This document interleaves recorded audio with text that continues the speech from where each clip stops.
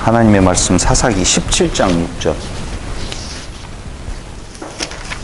17장 6절 두 구절 보는데 21장 25절하고 보겠습니다. 17장 6절 그때 이스라엘에 왕이 없었으므로 사람마다 자기 소견에 오른 대로 행하였더라. 21장 25절 그때 이스라엘에 왕이 없으므로 사람이 각기 자기의 소견에 오른 대로 행하였더라. 두 구절 봤습니다. 지난 시간까지는 사사기의 서론을 같이 살펴보았습니다. 오늘 세 번째 시간을 들어가면서 여러분들하고 좀 이야기를 하고 싶은 생각이 들어갔어요.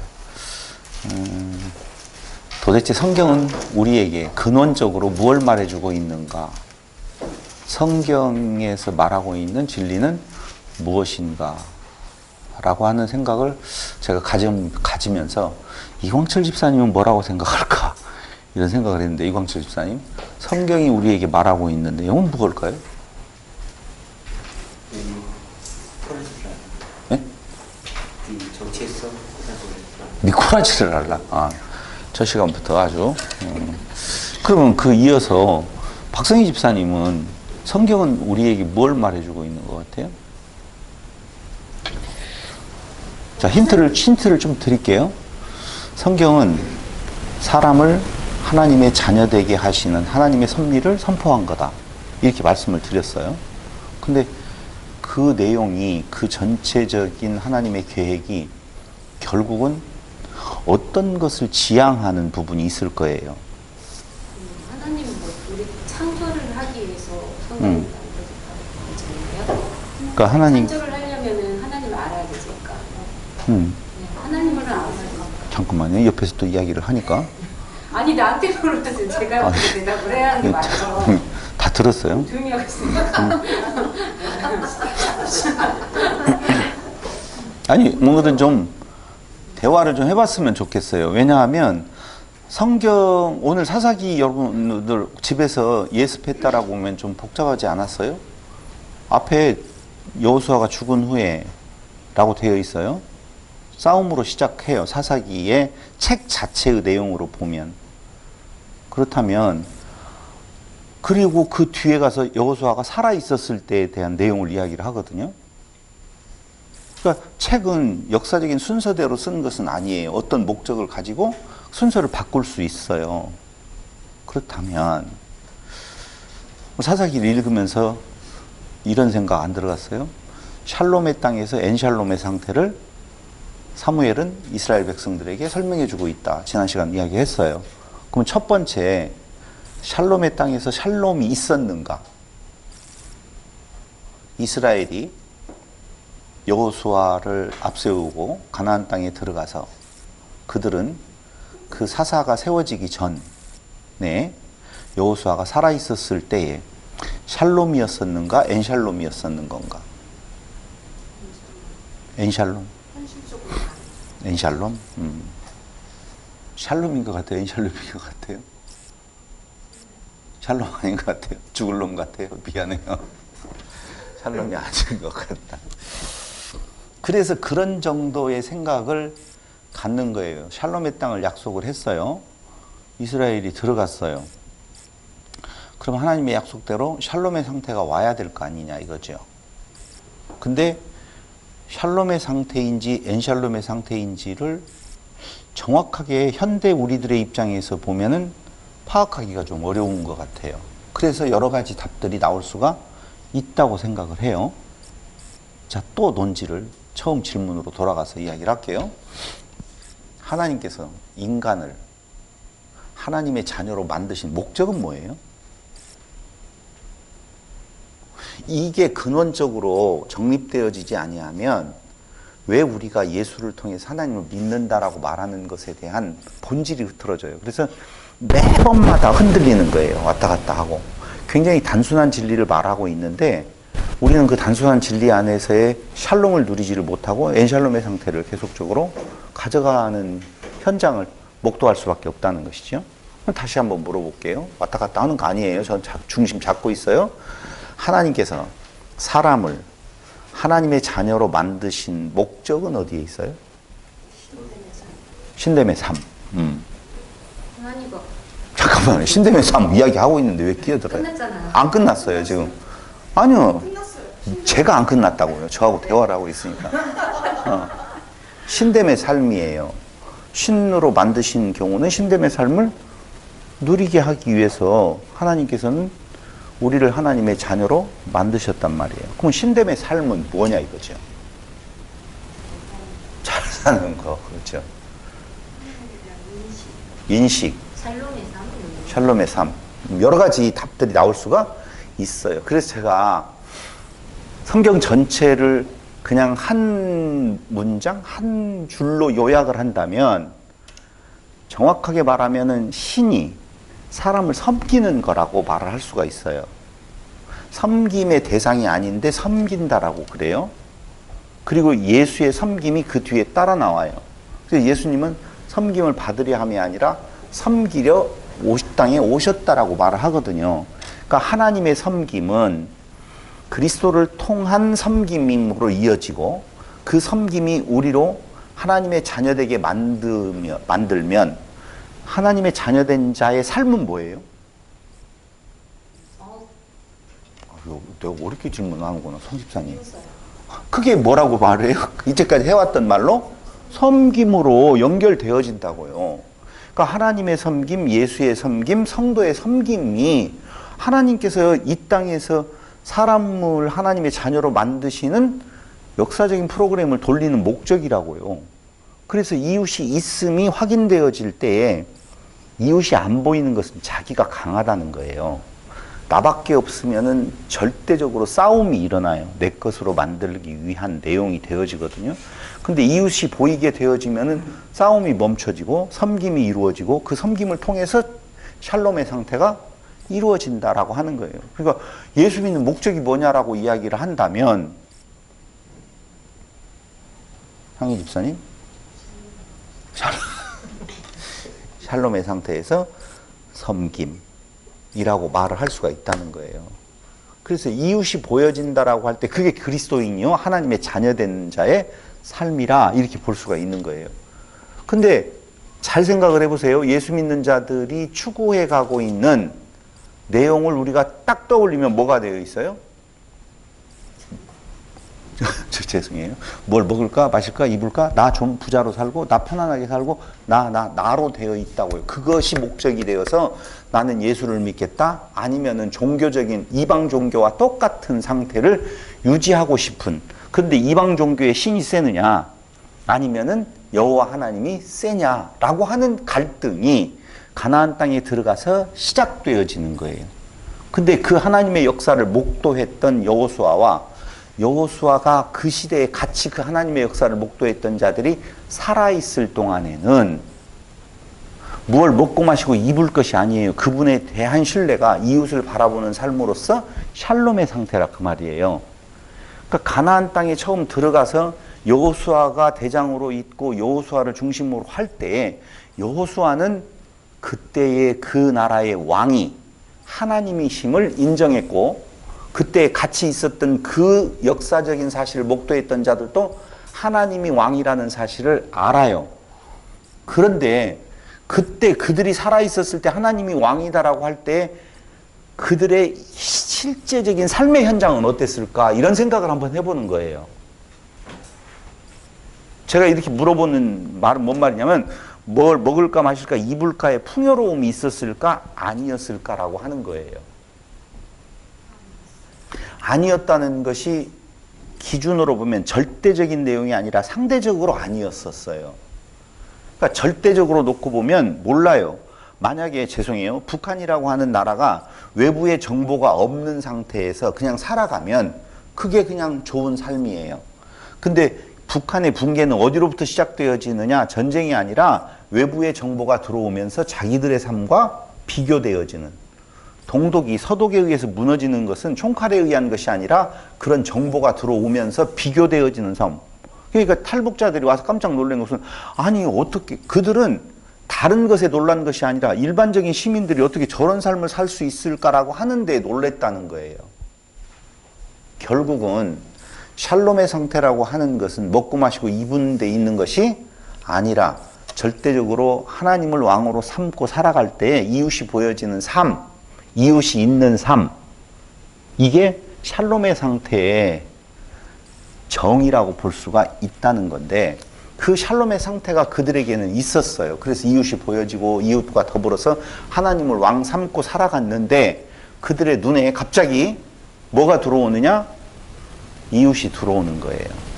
아, 이웃이 아니라 옆에 사는 이방 족속들이 들어오는 거예요. 근데 그들의 그 모습은 먹고 마시고 있는 것에 대해서는 더 풍요로운 부분을 그들은 보게 되어지는 거거든요. 그때 눈이 돌아가는 거예요. 봐봐요. 사사기 1장 1절에서 처음 시작하는 내용이 뭐냐면은, 여호수아가 죽은 후에 이스라엘 자손이 여호와께 여쭈어 이르되 우리 가운데 누가 먼저 올라가서 가나안 족속과 싸우리까? 라고 물으면 하나님은 유다가 올라가라 그래요. 그럼 유다가 올라가는 것이 좋아요? 시므온과 같이 올라가는 것이 좋아요? 12지파 다 같이 올라가는 것이 좋겠어요? 다 같이 자기 소견에 오른대, 이런 거예요. 시므온과 같이 가자라고 하는 것은 유다의 생각이었어요. 하나님은 생각이 무엇이었냐면, 유다 너만 올라가, 그렇게 이야기를 했어요. 왜냐하면 그렇게 하는 이유는 여리고성을 무너뜨릴 때에도 그냥 아무런 전쟁을 하는 것이 아니었었어요. 그냥 도는 거예요. 그런 방식으로 하나님이 승리를 하게 만드시는 이유는, 이 싸움은 너희들이 하는 것이 아니라, 너희들의 능력으로 되어지는 것이 아니라 내가 하는 거다라고 하는 것을 알려주기 위한 거였었거든요. 근데 유다만 올라가, 이 이야기는 전쟁의 기본이 안 되는 이야기예요. 적어도 연합군이 올라간다든가 어떻게 작전을 짜서 올라간다든가 해야 되는데, 유다 너만 올라가, 그렇게 나오잖아요. 봐봐요. 여호와께서 이르시되 유다가 올라갈지니라, 보라 내가 이 땅을 그의 손에 넘겨주었노라 하시니라. 누가 넘겨주었다는 것을 공포하느냐? 내가 이 땅을 넘겨주는 것이지 너희가 싸움에서 뺏은 것이 아니야 라고 하는 걸 알게 하기 위해서 유다만 올라가라고 했는데, 유다는 자기의 동복, 이복이 아니에요. 엄마는 똑같아요. 라헬이죠? 아니, 라헬이죠. 라헬에게서 난 이복 동생이에요. 시므온이. 그러니까 동생아, 나랑 같이 올라갈까? 너 싸울 때 내가 또 같이 싸워줄게? 라고 하는 내용이, 그 싸움을 하나님과 이방 족속들, 이방 신과의 싸움으로 보지 아니하고 우리들이 싸워야 될 대상으로 생각을 했다는 거예요. 그래서 조금이라도 힘을 받으려고 시므온하고 같이 가게 되어져요. 그것이 오늘 우리가 성경을 첫 번째 읽었던 자기 소견에 옳은 대로, 무엇이 없으므로? 왕이 없으므로. 그럼 그때 왕은 하나님을 왕으로 삼지 않는 마음을 지금 이야기를 하는 것이지, 진짜 인간 왕이 없었으므로 그랬다는 것이 아니라고. 인간 왕이 있었으면 더 연합해서 올라갔을 거요, 아마도. 그러니까 그들의 마음속에 하나님을 왕으로 두지 아니했기 때문에 결국은 그들은 승리예요, 아니 실패예요? 여기에서 보편적으로 아무것도 모르는 상태에서 이야기를 이렇게 물어보면 실패했겠죠, 이렇게 말을 하거든요.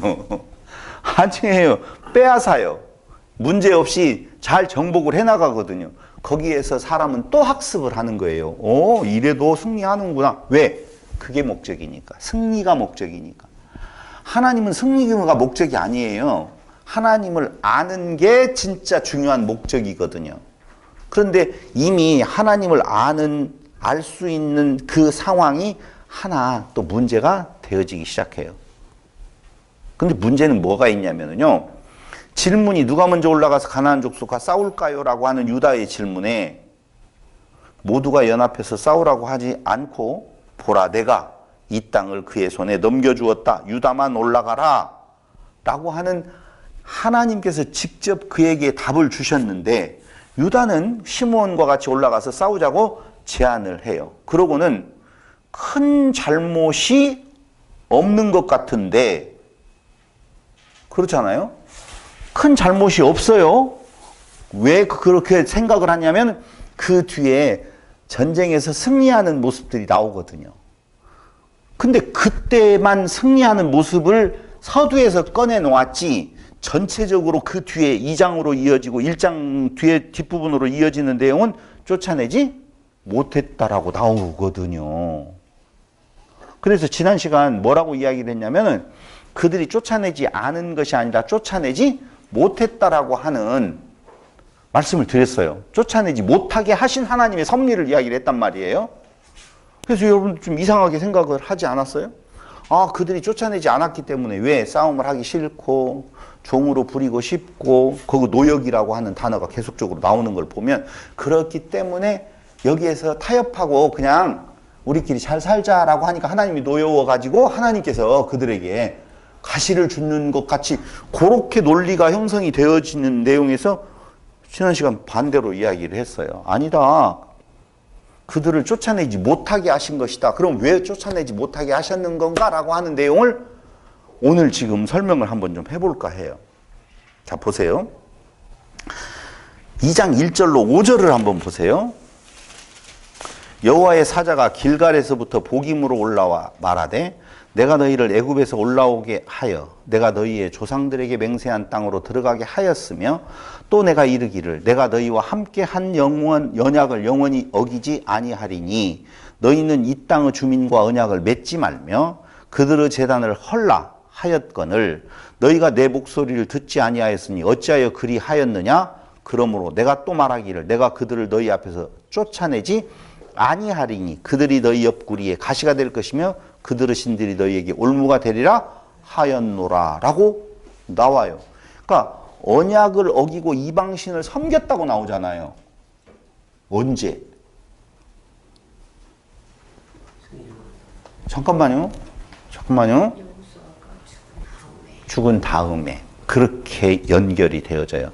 그러니까 여호수아가 살아있고 그리고 그 하나님의 역사를 목도했던 자들이 있었을 때에는 이방신을 섬기는 일이 없었고 그들에게는 샬롬의 상태였었다라고 본다고요. 그런데 여호수아가 죽고 그 역사를 목도했던 자들이 사라지고 난 뒤에 그들은 드디어 옆에 살았던 이방신을 섬기는 자들의 모습이 들어오기 시작한 거예요. 누가 안 보였기 때문에?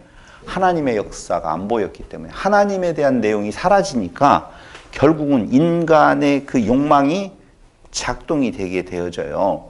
그래서 그들은 저들이 우리보다 잘 사네? 저들은 왜 저렇게 잘 살까? 라고 보니까 그때 당시에는 신이 곧 삶의 전부였었거든요.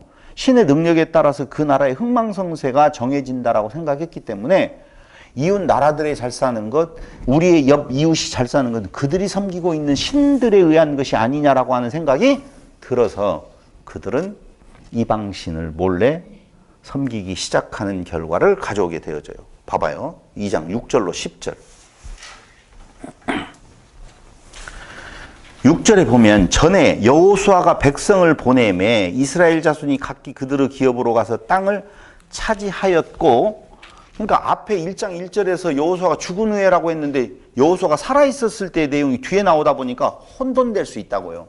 근데 지금 우리가 역사를 놓고 보면 여호수아가 들어가서 그들을 물리치고 아직 남겨진 땅이 있어서 계속 전쟁은 해야 될 상황에 있었지만 그들은 살롬의 상태가 유지되었던 것은 그들에게 있어서 임금은 왕은 여호와다라고 하는 것을 인정하고 살았을 때란 말이에요. 그러니까 싸움이 있어도 이웃을 볼 수 있는 내용, 샬롬의 상태가 있는 것은 여호와를 왕으로 삼게 되어지면 왕으로 삼았었을 때 싸움은 왕이 하는 거라고 생각을 하면 되잖아요. 그래서 그들이 역사가 쭉 보니까 자기들이 싸워서 이긴 것이 아니었었고 하나님이 싸워서 이겼었구나라고 하는 내용을 알고 보니 전쟁이 있어도 두려움이 없는 거예요. 왜냐하면 나가면 그들은 가만히 있으면 돼요. 너희들이 여호와가 하는 일을 지켜봐라 라고 하는 내용이지 너희들이 나가서 싸워봐라라는 내용이 아니에요. 그게 1장 1절에서 유다만 올라갈지니라 그 말이에요. 내가 전쟁할게 라고. 유다가 물어봤어요. 궁금하잖아요. 어떻게 하면 좋을까요? 유다 너만 올라가. 그 이야기는 내가 전쟁하는 거야. 내가 빼앗아 너희에게 주는 거야 라고 했는데 그때 유다는 다른 생각이 들어가기 시작했어요. 왜냐하면 여호수아가 죽고 그 역사를 목도했던 자들이 죽은 뒤에 이 싸움을 이기려면 어떻게 해야 되나? 라고 하는 생각이 하나님의 명령을 내가 지켜 행해야 될 내용으로 바꿔서 생각을 한 거라고요. 그게 에덴 동산에서의 아담도 그랬고 역사의 성경의 역사를 보면 다 그런 내용이에요. 하나님이 그들의 왕이라고 생각하지 아니하고 헬퍼 정도, 도움을 주는 사람 정도. 내가 기도를 세게 하면 하나님이 나에게 많은 도움을 주어서 이기게 하고. 누가 그러면 주인이에요? 기도를 세게 하는 내가 주인이라니까요. 그런 상태에 지금 있는 것을 잘 표현되고 있는 건데 7절 백성이 여호수아가 사는 날 동안과 여호수아 뒤에 생존한 장로들 곧 여호와께서 이스라엘을 위하여 행하신 모든 큰 일을 본 자들이 사는 날 동안에 여호와를 섬겼더라. 무엇으로? 왕으로. 왕으로 섬겼다는 말이에요. 여호와의 종 눈의 아들 여호수아가 110세에 죽음에 무리가 그의 기업의 경내 에브라임 산지 가스산 북쪽 딥낫 헤레스에 장사하였고 그 세대의 사람도 다 그 조상들에게로 돌아갔고 그 후에 일어난 다른 세대는 여호와를 알지 못하며 여호와께서 이스라엘을 위하여 행하신 일도 알지 못하였더라. 그래서 여호와를 뭘로 안 삼았더라? 왕으로 삼지 않았더라. 라고 보니 그때로부터는 자기가 발동되는 거예요. 무슨 일을 내가 중심으로 행해야 되겠구나 라고 하는 생각이 그에게 들어간 거예요. 그러니까 본자들이 사는 날 동안과 비교되어지는 그 후 이스라엘의 행위들을 보면 그들은 그때로부터 이방신들을 섬기기 시작했다. 그러면은 뭐가 찾아온다? 엔샬롬이 찾아온다. 엔샬롬이 오는 이유는 뭘까요? 그래요. 진짜 왕을 왕으로 섬기지 아니하니 왕이 싸움을 나가지 아니하니까 그들의 싸우는 것은 패배일 수밖에 없다니까요. 그래서 그들에게 있어서 가시들을 두어서 그 상태에서 깨닫게 하신 하나님의 섭리가 작동이 되어지는 거예요. 그러니까 여호수아가 살아있을 때에는 안식이었다. 풍요로움은 글쎄라고 할 수 있다. 그 풍요로움의 기준이 사람을 기준으로 놓고 보면 끝없이 욕망의 바다로 되어 있기 때문에 완벽하게 채워질 수가 없다는 거예요. 그럴 때에 그 살아있었을 때 그들의 삶은 저는 샬롬, 안식의 삶이었었다라고 확실히 말할 수가 있는 것입니다. 그런데 2장 1절로 5절에서 거꾸로 가잖아요. 2장 6절로 10절에서 살아있을 때 2장 1절로 5절은 여호수아가 죽고 이방신을 섬겼고 그것이 2장 3절에서 엔샬롬의 상태가 도래했다. 그러므로 내가 또 말하기를 내가 그들을 너희 앞에서 쫓아내지 아니하리니 그들이 너희 옆구리에 가시가 될 것이며 그들의 신들이 너희에게 올무가 되리라 하였노라 라고 하는 내용이에요. 그래서 처음 질문이 뭐였었냐면 이런 거예요. 하나님께서 우리를 하나님의 자녀되게 만드시는 목적이 어디가 있느냐라고 했었을 때 그건 섬김에서 섬김으로 다시 섬김으로 이어지는 삶이에요. 여러분 인생 그렇게 길지 않아요. 근데 우리는 지난 시간 말하는 것처럼 끝까지 채우면서 살다가 이웃을 보이지 않는 삶을 살아가고 짧은 인생 동안에 그래요. 이웃이 보여지는 삶은 어디에서밖에는 나올 수가 없느냐라고 하면 그 절대적인 섬김에 우리가 있었다라고 하는 내용을 알게 되어질 때에는 이웃이 보이는 거예요. 그래서 채워서 어느 때까지 이만큼 채워지면 내가 그때로부터는 섬길 거야. 거짓말이에요. 절대로 거짓말이에요. 아니 이렇게 말하면 너는 섬김을 잘 하면서 살아왔다라고 하는 것 같아. 그러지 않아요. 그래서 인간은 끝없이 이때가 되어지면 섬길 거야. 이때가 되어지면 섬길 거야. 이만큼 채워지면 섬길 거야 라고 하는 것은 인간의 욕심이 잉태한 즉 죄를 낳는다고 그랬죠. 인간의 욕심은 욕망의 바다와 같아서 절대 채울 수가 없다는 거예요. 없어요. 불가능해요 사실은. 근데 어느 때 나누면서 비우면서 사는 삶이 가능한 건가? 그 섬김을 받고 그 섬김이 우리에게 얼마나 큰 가치인 줄을 알게 되어질 때 행복한 자는 행복을 전할 수가 있다니까요. 사랑받은 자는 사랑을 전하지 사랑을 안 받았기 때문에 내가 사랑하며 살 수 안 돼요. 절대적인 우리의 삶에 이웃이 보이는 삶은 하나님의 섬김을 알고 그리스도의 우리를 향한 섬김을 알 때에 비로소 가능한 내용이거든요. 그래서 샬롬의 상태 얼마나 좋았어요. 우리 처음 예수 믿었었을 때 누구 나오게 아무 나오게 모든 사람들 죄인들이 와서 그 자유를 누리라고 할 때 참 좋았거든요.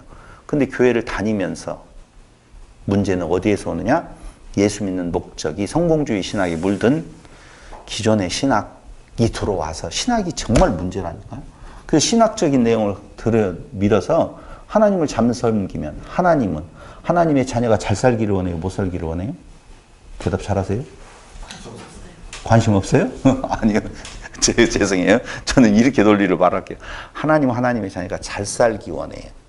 그런데 그 잘 사는 기준이 세상 사람들의 기준과는 다르다는 거예요. 근데 세상 사람들의 기준은 잘 먹고 잘 사는 것, 즉 먹고 마시고 입을 것의 기준이 있기 때문에 그것으로 가득 채워졌다고요. 그러니까 교회가 기복주의 신앙이라든가 물질 중심적인 신앙을 선포하는 곳이 되어지다 보니까 오늘날 교회는 진짜의 모습은 사라져. 하나님을 여호와를 왕으로 삼고 살아가는 것은 사라져버리고 인간이 왕이 되어서 중심이 되어지면 이방 종교와 같이 우리에게 그런 힘이, 그런 것을 줄 수 있는 힘이 조금이라도 있는 것 같은 종교 지도자들을 샤먼, 무당으로 섬겨서 그런 일들이 내게 있기를 바란다는 거예요.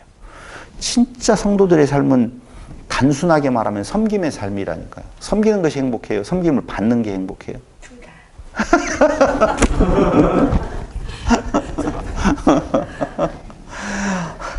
그러면 차를 한 잔 얻어먹는 것이 행복해요? 차를 내가 사는 게 행복해요? 둘 다라고 말할 수 없죠. 그냥 먹는 게 좋아요. 먹는 게 좋아요? 먹어서 살찌는 게 좋아요? 여러분, 사람들은요, 그래요. 내가 살게 라고 하는 말을 얼마나 정말 좋은 말로 여기는지 몰라요. 제일 비참한 것이요, 음식점에 들어갈 때 어느 자리에 앉느냐를 생각하고 들어갈 때. 알죠? 입구에서 들어가요. 여기 1, 2, 3, 4, 5, 6 어디 앉아야 돼요? 1번에. 왜? 나가면서 떼려고? 네. 아, 그러려고. 얼마나 기분이 좋아요. 네. 근데 사람들은 그렇게 못 살아요. 돈이 없어서가 아니에요. 욕심 때문에 그래요. 그래서 마지막에 앉아있다가 안 내고 가면 내가 내야 된다고 불안해하고, 첫 번째 앉아있으면 내가 내면 나가면서 내야 되니까 불안해하고, 그러니까 어디에 중간에 앉아가지고 앞에서 나가면서 돈을 내려고 하면 내가 내려고 했는데 해야 되고, 그렇잖아요. 앞에서 그냥 나가면 따라 나가면서 나도 그냥 아무 생각 없이 나가는 것처럼 오면 돼요. 그런 생각 한 번도 안 했죠. 그래서 그래요. 저만 그렇게 생각해요. 저는 그래요. 그런데 그런 거 상관없이 1번하고 6번이는 어디든지 딱 앉을 수 있어. 자신 있게 안으로 안 앉고 밖에 앉아가지고 딱 밥 먹으면 얼마나 기분 좋아요. 그렇죠? 소영이죠? 안 했어요. 그렇죠. 나만 그렇게 생각해요. 그냥 뷰 좋은 자리 찾아가서. 그러셨군요. 예, 여유로워서 좋았어요. 아주. 그래서 제가 사업을 하면서 전국을 돌아다니면서 이 내용을 이야기를 하면은요, 거의 공감 다 해요. 우리 교회는 정말 수준이 높은 거예요. 그렇지 않는 경우에 돈을 누가 내지라고 하는 조금만 비싼 밥을 산다고 생각, 커피 한 잔 값은 할 수 있어요. 근데 대게를 먹으러 갔어. 상당히 복잡할 거요. 한 달 생활비에 대한 내용이 어떻게 되어질지 모르거든요. 그건 웃자고 하는 이야기지만 그렇다는 거예요. 그래서 사람의 욕망의 바다라고 하는 것은 채우면서 행복해질 거라고 하는 것은 아니에요. 하나님의 행복은 어디에서 나와요?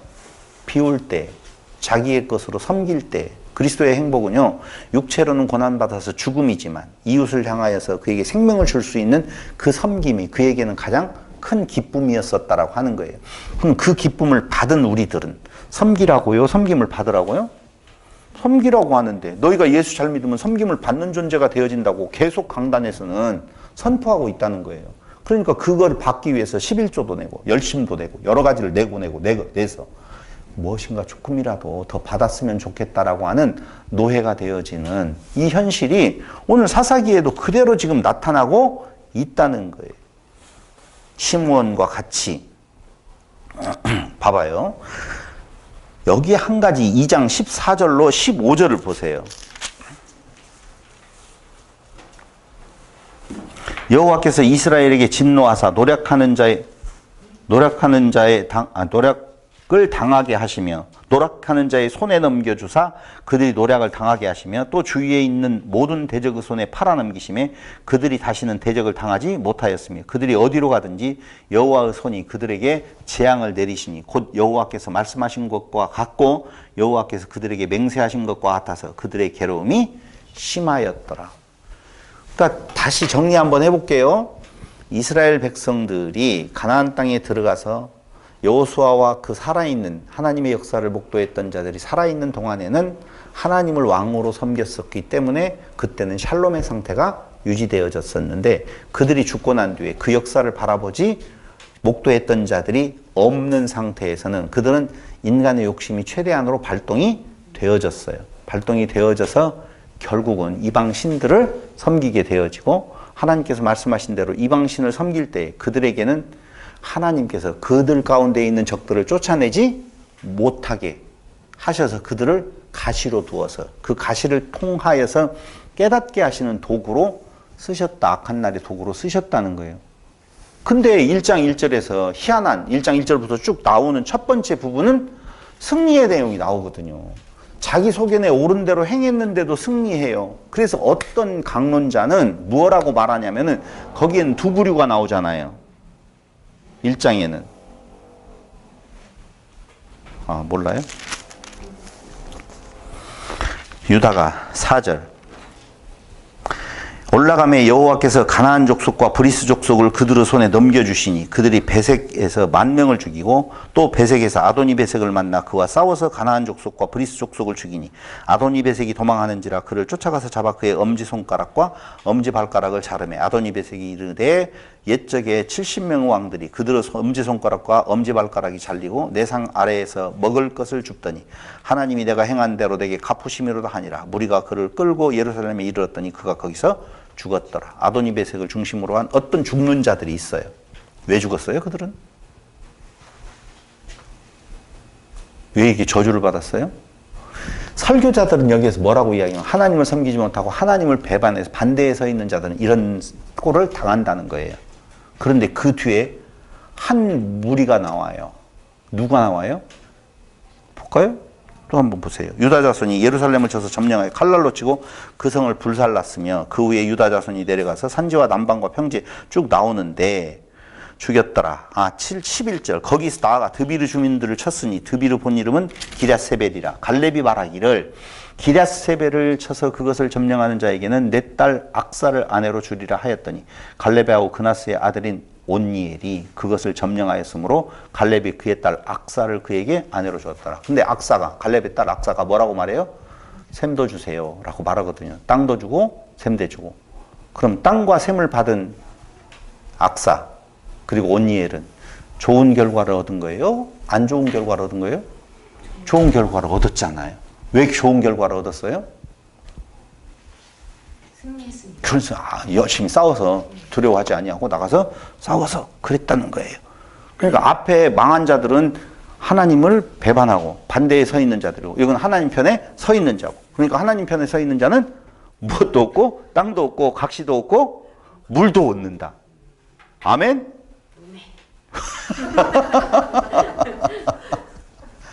진짜 그렇게 설교해요. 진짜. 근데 하나님 반대편에 있으면 이렇게 망한다 이렇게 설교를 하거든요. 이건 실패한 내용을 말을 하는 거예요? 성공한 내용을 말하는 거예요? 아까 처음에 이야기를 했잖아요. 올라갈 때 뭘로 생각을 했다고요? 너하고 같이 가자 시므온아. 이것도 자기 소견에 옳은 대로라고 하는 내용을 이야기를 하는 거예요. 근데 왜 이런 상황이 그때는 초기에 작은 악이에요. 큰 악이 아니에요. 가면 갈수록 큰 악, 다시 이야기해서 여호와를 왕으로 삼지 아니하고 자기들의 소견에 옳은 대로 행하는 행동들이 막 나오거든요. 그러니까 하나님께서 하나님의 약속을 이루어가기 위한 역사는 그대로 진행해 가고 있어요. 근데 이스라엘 백성들은 점진적으로 여호와를 왕의 자리에서 몰아내요. 그럼 그들에게 필요한 것은 뭐예요? 가시예요. 왜냐하면 하나님의 사랑하는 그 자녀들이 하나님을 떠나는 걸 싫어하시니 돌아오게 만들려고 가시를 두는 거란 말이에요. 그래서 가시들을 세게 주어요. 그러면 많이 아파요. 그럼 많이 소리 질러요. 그럼 부모의 심정으로 또 마음이 아파서 해결점을 사사들을 주잖아요. 가면 갈수록 사사들도 더 타락해요. 그리고 사사들을 줄 때 사사들이 뭐 대단한 인물들을 사사로 주는 것이 아니에요. 볼품없는 자들을 사사로 세우시는 목적은 나를 잊지 말아라. 사사가 아니다. 재판관이 아니다. 진짜 재판관은 나 여호와다라고 하는 내용을 아는 거예요. 그럼 우린 여기에서 알아야 될 것이 뭐냐면은 전쟁에서 이겼느냐 졌느냐가 중요한 거 아니에요. 그래서 봐라. 이렇게 예수 잘 믿는 자들은 이렇게 풍요로움, 뭣도 없고 땅도 없고 각시도 없고 물도 얻는다. 난 정말 이런 말을 할 때마다 머리야. 그럼 땅도 없고 물도 없고 다 얻는다고 그러잖아요. 세상에 이스라엘을 중심으로 놓고 보아서 거기서만 머무르니까 그렇지 그 조금만 벗어나면은요.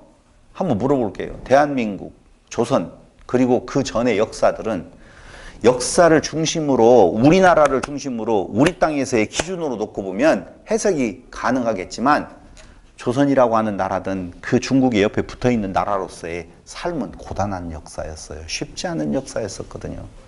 근데 국뽕이라고 그러죠. 그 안에 빠져가지고 나를 중심으로 놓고 보면 다 이상한 나라들이고 다 형편없는 이스라엘이 국뽕에 완전히 젖어 있다니까.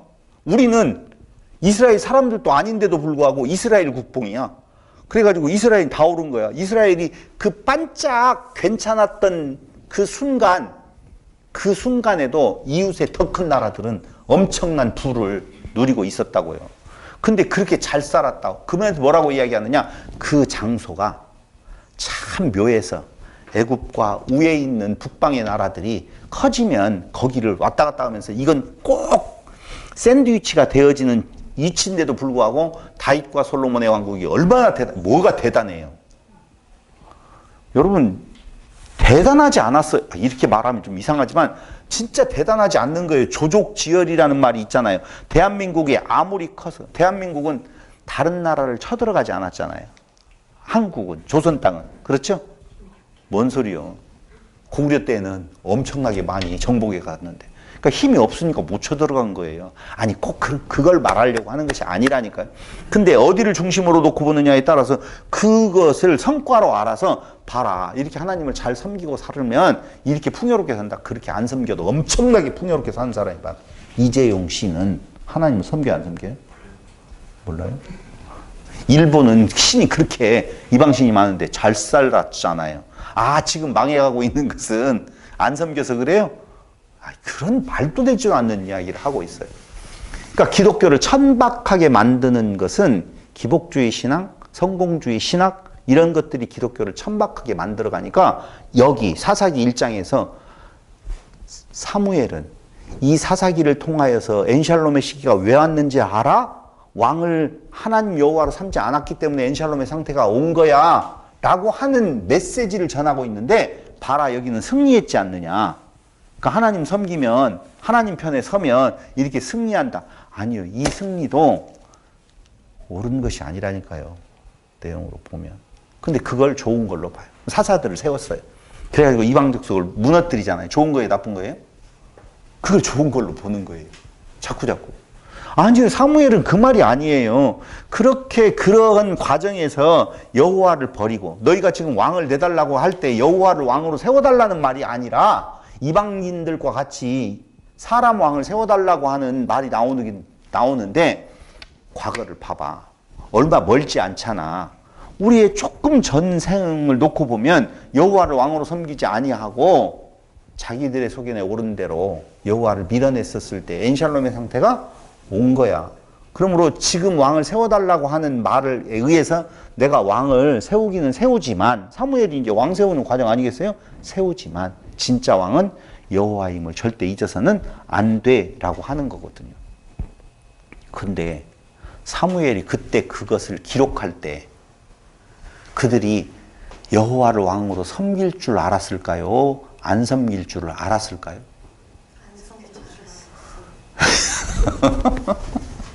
다시 이야기할게요. 여호와를 섬기면 좋겠다고 생각했을까요? 안 섬겨도 어차피 하나님의 뜻대로 되어지니까 안 섬길 거야 라고 하면서도 했을까요? 섬기기를 바라는 그러면 당연하죠. 그러니까 우리는 신학이 들어와. 다 알아. 하나님 뜻대로 되어진다는 거. 안 섬기는 거. 그럼 이스라엘 역사의 전체적인 성경에 대한 내용은 하나님을 섬기지 안 했다라고 나오거든요. 결론을. 그럼 안 섬길 줄 뻔히 하나님도 알고 기자들도 알고 다 알았는데 왜 그걸 쓰고 역사를 이끌어 가느냐 이거죠. 그러니까 우리는 그렇게 생각하는 거예요. 뭐라고? 내가 이 육체를 갖고 살아가는 날 동안 어떤 환경에서 살아가느냐가 중요한 거예요. 하나님은 그게 아니에요. 하나님을 아는 것. 그건 영원한 생명을 아는 거거든요. 육체의 생명이 아니라 영원한 생명이 있다는 것을 깨달아 알게 한다라고 보면 가시도 소중한 거라니까요. 그러니까 우리가 생각하고 있는 정상적인 방법으로 그들을 다 알게 했으면 참 좋겠는데 하나님의 역사는 그러지 않아요. 그럼 뭐라고 이야기를 해요? 하나님 귀향이 하나님의 자녀로 만들려고 했으면은 그렇게 그래도 손가락 잘린다.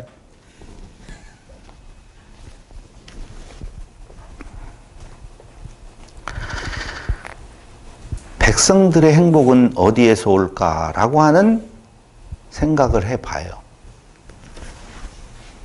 물질적 풍요를 추구하는 이스라엘이에요. 물질적 풍요를 추구하는 우리들이에요. 물질적인 풍요를 추구하는 나예요. 그게 사람의 모습이에요. 보세요. 짐승들 보세요. 물질적 풍요를 그냥 그렇죠. 뭐라고 이야기? 그게 돼지나 모든 짐승들은 내 몸이 더 살찌우는 것을 원한다고요. 그래서 끝없이 탐욕에 쩔어 있어요. 인간이 똑같아요, 여러분. 아니, 귀향에 전쟁이 났으니까 말을 하지만은요, 얼마만큼 죽고 사는 거 아무 중요하지도 않아요. 패권을 누가 잡아서 그 패권으로 얻어지는 권세를 누가 누리냐라고 하는 싸움이라니까요. 백성들이 1명, 2명, 3명, 4명, 5명, 100명, 2,000명, 3,000명, 2만 명, 3만 명이 죽어가는 거 눈 하나 깜짝 안 한다니까요. 진짜로. 근데 우리는 그 앞에서는 형편없는 존재인데 하나님 앞에만 서면 왜 그렇게 잘난 인간이 되어지는지 몰라요. 하나님 어떻게 나한테 그럴 수가 있어요? 라고 이야기를 하거든요. 사람 앞에서도 권력 가진 자 앞에서도 그렇게 볼품없는 존재인데 우리는 비교할 수 없는 대상으로서의 하나님 앞에 서면 뭔가 할 말이 굉장히 많아요. 그래서 내가 물질적 풍요를 누렸으면 좋겠어요. 우리 조직이 좀 풍요로움을 누렸으면 좋겠어요.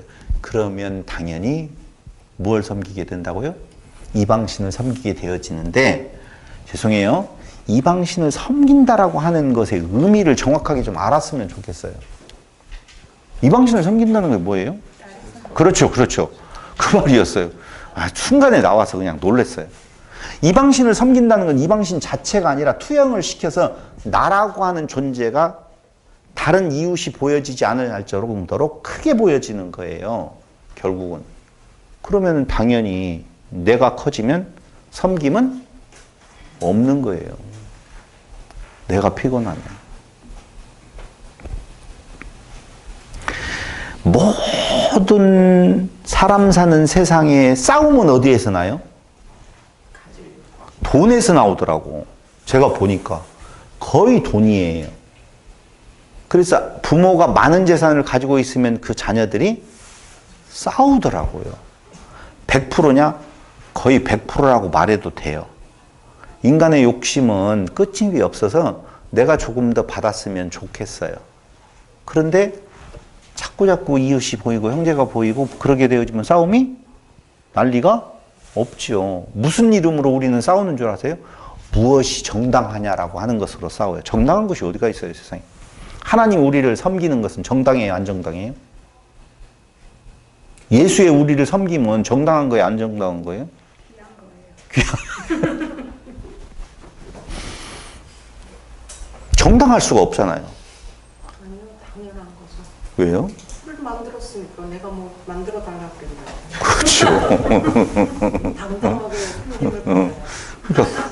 그럼 봐봐요. 우리가 부화를 시켜서 오리를 5만 수를 넣었어요. 내가 언제 부화시켜달라고 했어요?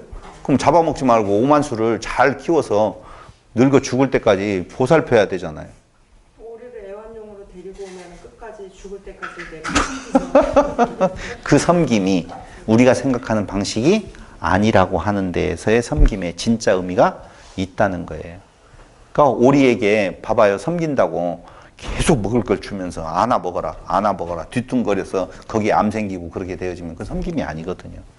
아니, 제가 지금 이야기하려고 하는 것은 결국은 성도로서의 우리의 삶이라고 하는 것이 성도가 아니었을 때에도 살아갈 거고 성도였을 때도 살아갈 거고 그럼 차이가 뭐냐 이거죠. 성도와 성도 아닌 자의 삶 차이가. 뭘 알아요? 막 성경을 보면 막 달달 그냥 막 보여요. 뭐가 보여요? 아니, 성경을 우리가 잘 분석해서 잘 한다라고 이야기를 하잖아요. 뭐가 보이냐고요. 내가 어떤 책을 보면서 그걸 봤다니까요. 아까 이야기했던 저쪽은 하나님 반대편에 있었기 때문에 망했고, 이쪽은 하나님 편에 있었기 때문에 여자도 없고 땅도 없고 물도 없고 지혜로운 아내를 얻었다는 거예요. 그래서 지혜로운 아내가 뭐라고요? 야, 샘도 달라고 하자. 그래가지고 샘을 얻었다는 거예요. 얼마나 지혜롭냐, 얼마나 욕심이 많느냐라고 말을 해야 되는데 얼마나 지혜롭냐라고 말을 한다니까요. 이방신을 섬기게 되어지는 이곳에서, 그것이 성경은 우리에게 뭐라고 말을 하느냐? 자기의 소견에 오른 대로, 자기가 있는 상태에서 자기의 소견에 오른 대로 자기 욕심을 따라서 행동을 했기 때문에 하나님은 그들에게 그 상태로 놓아둘 수가 없는 거예요. 왜냐하면 그 삶은, 그 끝은, 육체로서의 끝이요, 그게 영원한 지옥이라는 거거든요. 그럼 그 지옥의 삶을 하나님 자녀로 만들려고 하는 계획에서 용납할 수가 없잖아요. 그렇기 때문에 하나님은 또 이렇게 말하면 또 내가 걱정된다. 왜냐하면 우리는 역사와 성경을 그냥 그대로 보는 것이 아니라 신학이라고 하는 이걸 갖다 들이대요. 이렇게 제가 지금 말을 하고 있는데 제가 머릿속에 뭔 하나님이 다 계획하셨잖아. 내가 일부러 그랬나? 나는 안 그러고 싶어도 하나님이 그렇게 하게 하셨는데 내가 어떻게 피해가라고? 아니요, 사실은요, 우리는 몰라요. 하나님의 계획이 어떻게 돌아가고 있는지를 모른다고 해야 돼. 근데 신학자들이 다 알아놨어. 예정과 작정이라는 이름으로 하나님은 다 그렇게 했다. 그래서 내가 너를 때리려고 하는 것을 하나님이 정했다라고 하는 거고. 그러면 또 뭐라고 해요? 막을 것도 정했다, 이놈아. 뭐 어떻게 싸우라고? 그러니까 신학이 끼어들 틈이 없어야 되는데 신학을 가지고 다 자기의 안위를 위하여, 자기의 평안을 위하여서 신학을 끌어당기는데 정확하게 보면은요, 그거 다 없애버리고 하나님이 역사하시는 지금 현실에 내 앞에 있는 삶을 경주해 나아가는 거예요. 그때 결론 내리는 것은 하나님 우리의 왕이심을 인정하게 되어질 때에 우리의 현실적인 삶은 이웃과 비교해서 형편없을지라도 그게 샬롬의 상태를 누릴 수 있는 폭이 되어진다, 그 말이에요. 그래서 하나님께서는 어떻게 해요? 2장 14절로 15절에서 이렇게 말을 하고 있는 거예요. 여호와께서 이스라엘에게 진노하사 노략하는 자의 손에 넘겨주사 그들이 노략을 당하게 하시며 또 주위에 있는 모든 대적의 손에 팔아 넘기심에 그들이 다시는 대적을 당하지 못하였으며 그들이 어디로 가든지 여호와의 손이 그들에게 재앙을 내리시니 곧 여호와께서 말씀하신 것과 같고 여호와께서 그들에게 맹세하신 것과 같아서 그들의 괴로움이 심하였더라. 누가 주는 거예요? 요거 하나님께서 주시는 거예요. 무엇 때문에 주신다라고 조금 전에 이야기를 했었냐면은 너 있어서 섬기는 것이 아니라 섬김을 받으려고 하는, 이방신을 섬기는 것 그 자체. 신이 없는데 이방신을 만들어 놓고 섬긴다니까. 그래서 어떤 책을 보면은요, 신념의 마력이라는 것이 있어요. 그렇다라고 생각하면 그대로 된다는 것이죠. 그러니까 내가 하나님이 나를 축복하실 거야, 축복하실 거야, 축복하실 거야. 그러면 그 축복하실 거야라고 하는 거기에 따르는 행동들이 나온다니까. 그래서 물질적으로 보고 외적으로 보면은요, 진짜 그렇게 돼요. 그럼 그걸 하나님의 뜻, 하나님의 역사로 그냥 치환을 해서 자기를 정당화 시켜버리는 거예요. 이게 얼마나 큰 우리로 함정에 빠지게 하는 일인지를 모르겠어요. 여러분, 지난 시간에 이야기했잖아요. 한 달에 이렇게 말하면 너는 그렇게 살 수 있냐라고 말하지. 100만 원만 가져도 살라고 하면 살아요. 정말 100만 원만 가져도 살려고 하면 산다고요. 그럴 때 내 기준이 섬김을 받은 자, 섬김을 받은 자, 섬김을 받은 그 사랑이 내 안에 넘친다라고 보면, 그래서 고린도서에서 나오고 있는 사랑의 결과물들이 우리에게서도 섬김으로 나타나게 되어 있다. 이걸 지난 시간 말한 비우는 삶이라고 하는 거예요. 나이 많이 먹었어요. 사람들이 형부는 세월을 이렇게 말을 하면 기분이 좋으라고 한 말이잖아요. 어저께 이제 처제 아들 조카 결혼식이 있어서 광주를 갔다 왔는데 한 처제가 형부는 세월을 그냥 거꾸로 사는 것 같아요 라고 말을 하려고 하길래 내가 살짝 피했지. 안 속는다. 여러분, 더 여기에다가 채우면 괴롭지 않아요? 몸을 이야기를 할까요? 더 채워서 뚱뚱해지면 어렵잖아요. 물질도요, 지금 많이 가져서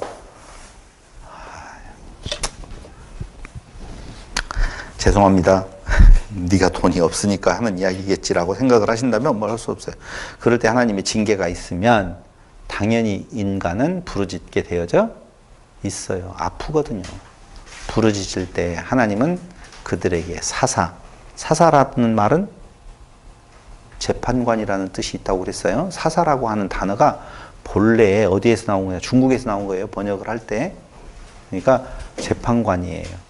그들이 재판을 한다라고 하는 의미는 솔로몬의 이야기를 통해서 너무 우리에게 잘 각인되어져 있어요. 그게 뭐냐면은 나에게 무엇을 주려고 하지 마시고 하나님의 백성들을 잘 다스릴 수 있도록 지혜를 주세요. 이게 그 역할이거든요. 그러니까 왕으로서의 지배자의 개념이 아니라 하나님의 종으로서의 하나님의 백성들을 어떻게 샬롬의 상태가 이루어질 수 있도록 잘 분간할 수 있도록 지혜를 주세요. 그 말이거든요. 사사를 주어서 그들이 잘못 가고 있는 것에 대해서 하나님을 왕으로 선포하게 만들고 그때에 그들에게는 잠깐 뭐가 와요? 평강이 와요. 샬롬의 상태가 와요. 그런데 재미난 말이 있어요. 그러면 임집사님 같으면은 맞아, 하나님만이 왕이구나. 평생을 이렇게 살아야지. 아멘. 주여 믿습니다. 이렇게 살 거잖아. 네. 그렇죠. 근데 임집사님하고 다른 인간들이 여기 있어요. 한번 볼게요. 봐요. 2장 19절. 그 사사가 죽은 후에는, 그러니까 18절부터 읽어야죠. 여호와께서 그들을 위하여 사사들을 세우실 때에는 그 사사와 함께 하셨고, 사사와 함께 하셨고, 그 말이에요. 누가 왕이라고요? 여호와께서 왕이에요. 사사를 통해서 치리하시는 거예요. 근데 사사가 사는 날 동안에 여호와께서 그들을 대적의 손에서 구원하셨으니 이는 그들이 대적에게 압박과 괴롭게 함을 받아 슬피 부르짖음으로 여호와께서 뜻을 돌이키셨음 이거늘. 그 사사가 죽은 후에는 그들이 돌이켜 그들의 조상들보다 더욱 타락하여 다른 신들을 따라 섬기며 그들에게 절하고 그들의 행위와 패역한 길을 그치지 아니하였다라고 선포하고 있는 거예요. 우리의 모습 아니겠어요? 시시때때로 왔다 갔다 해요. 근데 임지사님이 나는 계속 유지할 수 있다라고 말을 하길래 야, 어떡하지? 신이 돼, 거의 완벽하게. 그러면 안 돼요. 왜냐하면 신이 됐으면, 완벽하게 신이 됐으면 이제 갈 때가 됐다는 말이거든요. 그럼 우리가 임지사님 보내줘야 되겠어요? 안 보내줘야 되겠어요? 보내요? 서양 집사가 말을 하는 거야. 못 보낸다라고 하면 계속적으로 더욱더 악해질 필요가 있어요. 그러면 더 오랫동안 훈련시켜야 되겠다라고 하는 하나님의 뜻이 있을지 모르겠어요. 그럴 때 더욱 악한 그들에게 2장 20절로 23절을 보실래요? 여호와께서 이스라엘에게 진노하여 이르시되 이 백성이 내가 그들의 조상들에게 명령한 언약을 어기고 나의 목소리를 순종하지 아니하였은즉 나도 여호수아가 죽을 때 남겨둔 이방 민족들을 다시는 그들 앞에서 하나도 쫓아내지 아니하리니 이는 이스라엘이 그들의 조상들이 지킨 것 같이 나 여호와의 도를 지켜 행하나 아니하나 그들을 시험하려 함이라 하시니라. 난 이런 거 읽을 때마다 정말 뭔 말인지 알죠? 송 집사님 지금 알았어요. 아니 뭘 하나 안 하나 다 아시는데 하나님이 전지전능하신데 그걸 몰라. 당신이 어떻게 될 줄 아는데 왜 이런 말이 나오냐고요. 그게 신학을 배제하는 지금 우리 상태를 보라고요. 하나님의 역사는 이런 과정을 통해서 우리로 하나님의 자녀, 하나님 되게 하시는 역사를 행하고 계신다고요. 그러니까 우리에게 있어서는요, 곤고한 날 당연한 거예요. 너무너무. 왜냐하면 우리는 아직 육이 살아있거든요. 근데 끝없는 싸움을 통해서 하나님의 존재가 누구인 줄을, 하나님의 섬김이 얼마나 우리에게 큰 은혜인 줄을, 그리스도의 섬김이 얼마나 큰 은혜인 줄을 깨달아 알아가는 거예요. 여러분 사는 삶에 보면서 보이지 않고 만난 적이 없는 하나님의 사랑, 예수의 사랑이 정확하게 들어오지 아니하면, 정확하게 우리에게 느껴지지 아니하면 세상 살아가는데 쉽지 않아요. 진짜. 그러니까 성경을 우리가 공부한다라고 하는 것은 무슨 지식을 얻는 것이 아니라 그 사랑에 대한 내용을 깨달아 알아가는, 우리 몸에 축적되어지는 상태에 따라서 그만큼 우리의 육의 소욕이 벗겨지고 섬김에 대한 내용으로 나타나게 되어져 있는 거예요. 근데 그걸 그렇게 해야만이 된다고 말하면 그건 진짜 걸리는 것이죠. 하나님께서 우리에게 요거처럼 무엇을 더 주어요? 하나님의 징계, 가시를 우리에게 주었다. 그런데 그 영어 성경에 보면 거기에 템테이션이나 템프트가 아니라 테스트라고 되어져 있어요. 히브리어 단어도 마찬가지예요. 나사라고 하는 이 단어는 템테이션, 유혹의 개념이 아니에요. 테스트의 개념이에요. 그래서 하나님의 계획은 궁극적으로 우리를 하나님의 자녀되게 하시는 데까지 점진적으로 훈련시켜가는 과정이라고 보시면 돼요. 그래서 곤고한 날과 형통한 날을 주었다고 그러잖아요. 곤고한 날만 계속되어지면 좌절할 수밖에 없잖아요. 형통한 날을 주어요. 근데 형통은 또 돈만 생각이 나거든.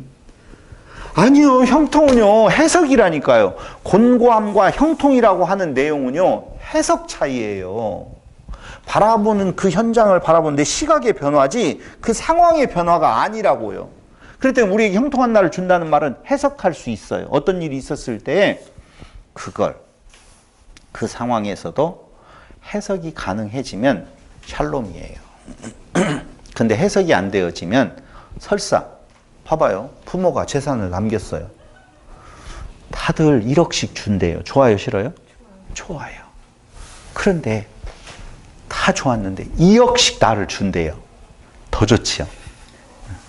완전 더 좋아요. 근데 옆에 형제에게 2억 5천을 줘요. 짜증나요. 짜증날 수 있다니까요. 그게 오늘 우리가 가지고 있는 인간적인 모습이에요. 그 상황이 우리에게 있어서 변화되어지는 상황에 따라 2억 5천이니까 좋고 2억이니까 싫고가 아니라 2억도 좋고 2천만 원도 좋고 안 주어도 상관없어요. 그걸 해석할 수 있는 내 눈이 형통한 날이에요. 근데 그게 해석이 안 되어지면 곤고한 날이라고요. 그래서 절대적인 내용은 없어요.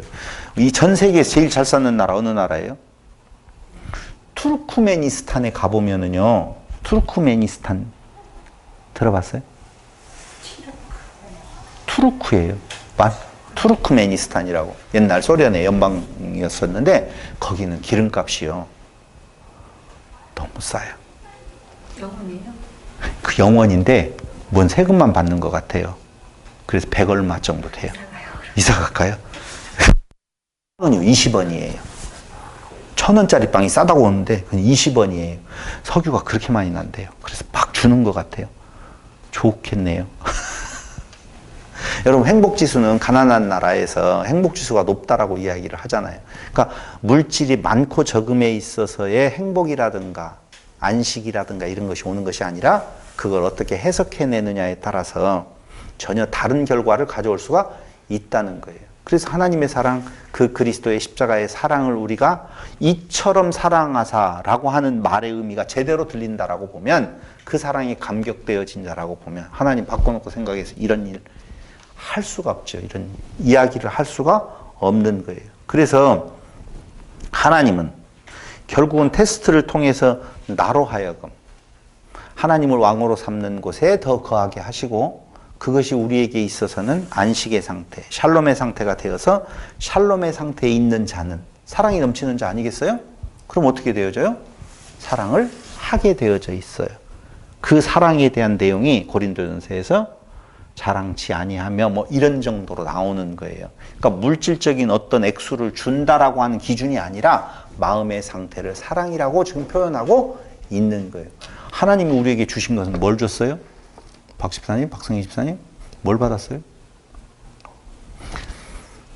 서 집사님, 예수님께서 우리에게 주신 건 뭐였었어요? 사랑을 주었어요. 정답이에요. 근데 그 사랑을 뭘로 깨닫냐? 어떤 사람은 물질로 봐요. 그래서 어떤 설교자가 이야기하기를 봐라. 악사도 얻었지, 땅도 얻었지, 샘물도 얻었지. 그런데 그걸 바꿔서 이야기해요. 그 뒤에 왜 그들이 이렇게 어려운 일들을 당한 줄 아느냐? 쫓아내지 못했기 때문에 그렇다. 아니에요. 쫓아내지 못한 것이 안 한 것이 아니라 못하게 하신 거예요. 하나님께서. 그러니까 우리는 순서를 바꿔놓았어도 안 되는 거예요. 그래서 사사기를 쓸 때 사무엘의 마음은 제발 여호와가 우리의 왕이신 줄을 알고 살았으면 좋겠다라고 써요. 그런데 우리가 신학적으로 보면 결론은 뭐예요? 사무엘이 왕을 세우는 그때에도 벌써 자기 눈에 좋은 대로, 소견에 오른 대로 다윗이 아닌 사울을 먼저 세워보더라 라고 하는 거예요. 사울을 우리 눈에 좋을 대로, 우리를 더 풍요롭게 만들 수 있는 존재 가치가 있는 존재로 세우더라고 말입니다. 그럼 왜 하나님은 실패의 역사를 오늘 사무엘을 통해 사사기를 기록하고 결국은 사무엘서에서도 왕을 세우기는 세우지만, 다윗으로 세우기는 세우지만 결국에 가서 열왕기에서 그들은 완전히 하나님을 떠난 삶을 살게 되어지고, 성경의 역사는요 하나님의, 우리가 생각하고 있는 하나님의 뜻대로 되어지는 것이 아니라니까. 하나님 섬기는 것이 아니라 하나님을 배반하고 돌아가는 이야기로 다 점철되어져 있어요. 하나님 그거 아시잖아요. 이미 에덴 동산에서도 이 아담이 그렇게 갈 줄을 알았잖아요. 이 인간적인 말로 이야기하면. 그런데도 왜 그게 성경이 되어지느냐라고 하는 거예요. 그런데 오늘날 한국교회는 계속적으로 뭘 이야기하느냐? 이렇게 살아야 된다, 저렇게 살아야 된다, 이렇게 살아야만 풍요롭게 산다. 그래서 풍요롭게 살다가 돼지같이 살을 쪄서 죽었다. 아니, 그냥 살찐 사람은 돼지 같다라고 안 돼. 그게 결론이에요. 그게 바로 오늘 사사기에 다 나와 있어요. 가시를 주어서 결국은 하나님의 은혜를 깨달아 알고 살아가는 것이 샬롬의 삶, 그게 왕으로. 그럼 우리의 삶은 뭐예요? 얼마만큼 하나님이 우리의 왕 되시는 건가에 대한 내용을 알고 고백하는 삶, 그게 진짜 샬롬의 삶이라고 하는 것이죠. 그래서 그리스도의 사랑, 하나님의 그 섬김, 이 섬김을 통하여서 진짜 하나님께서 우리를 섬겨주시는 그 섬김과 그리스도의 섬김이 우리에게 넘쳐난다면 그걸 성령 충만이라고 말을 하거든요. 그럴 때 이웃이 보여지는 삶이 나타나게 되어져 있어요.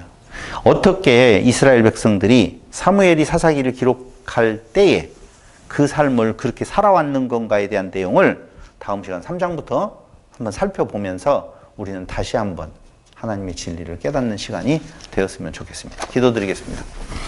고맙고 감사하신 우리 하나님, 하나님께서 크신 사랑을 베푸시지만 육신을 가지고 있는 우리는 그걸 완전히 깨달을 수 없어서 때때로 하나님을 왕의 자리에서 몰아내고 내 소견에 오른 대로, 내 육신에 좋은 대로 살아갈 때가 너무 많이 있습니다. 이웃이 보이지 아니하는 삶, 우리에게서 하나님의 섬김과 그리스도의 섬김을 통하여서 다시 한번 깨닫게 하셔서 이웃이 보이는 삶으로 살아갈 수 있도록 힘과 능력을 주실 것을 믿고 예수님의 이름으로 기도드립니다.